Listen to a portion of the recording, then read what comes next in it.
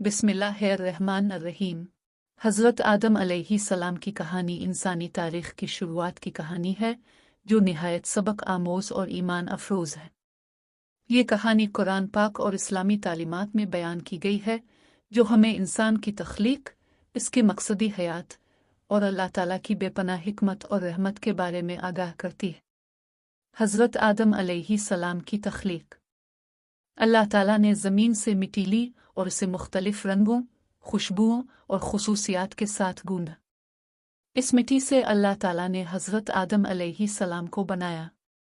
कुरान पाक में फरमाया गया, और यकीनन हमने आदम को मिट्टी के सड़े हुए गारे से पैदा किया। अल्लाह ताला ने अपनी कुदरत से हज़रत आदम अलैहिस्सलाम को इंसान की सूरत में ढाला और उनमें रूह खून की। यूँ इंसान की तख्लीक मुकम्मल हुई और वो अल्लाह ताला की सबसे बेहतरीन मखलूक करार पाए। फरिश्तों को सजदा करने का हुक्म। अल्लाह ताला ने तमाम फरिश्तों को हुक्म दिया कि वो हज़रत आदम अलैहिस्सलाम को सजदा करें, क्योंकि उन्हें इल्म अता किया गया था जो फरिश्तों के पास नहीं था। कुरान में फरमाया गया, और जब हमने फरिश्तों से कहा कि आदम को सजदा करो तो उन्होंने फौरन सजदा किया, सिवाय इब्लीस के, वो इनकार करने वालों में से हो गया। सूरा अल-बकरा। इब्लीस का इनकार और तकब्बुर। इब्लीस, जो एक जिन था और फरिश्तों के साथ रहता था, उसने सजदा करने से इनकार कर दिया। इसने कहा, मैं इससे बेहतर हूँ। आपने मुझे आग से पैदा किया और उसे मिट्टी से।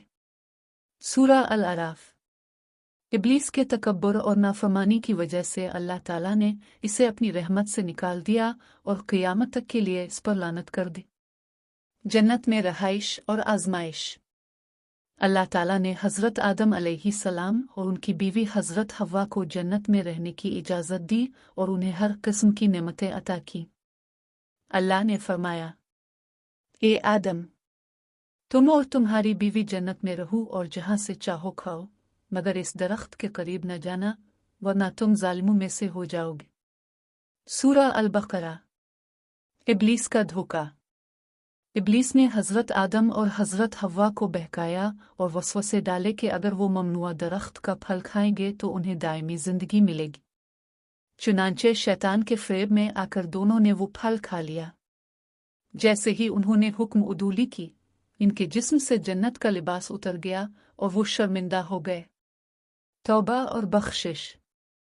हज़रत आदम अलैहिस्सलाम और हज़रत हव्वा ने अपनी गलती पर फ़ौरन नदामत का इजहार किया और अल्लाह ताला से मुआफ़ी मांगी। ए हमारे रब, हमने अपनी जानों पर जुल्म किया, अगर तो हमें मुआफ़ न करे और हम पर रहम न करे तो हम नुकसान उठाने वालों में से हो जाएंगे। सूरा अल-अराफ। अल्लाह ताला ने उनकी तौबा कबूल कर ली, मगर उन्हें जन्नत से ज़मीन पर भेज दिया और फरमाया, तुम सब यहाँ से उतर जाओ। तुम एक दूसरे के दुश्मन होगे और ज़मीन में तुम्हारे लिए एक वक्त तक रहना और फ़ायदा उठाना है।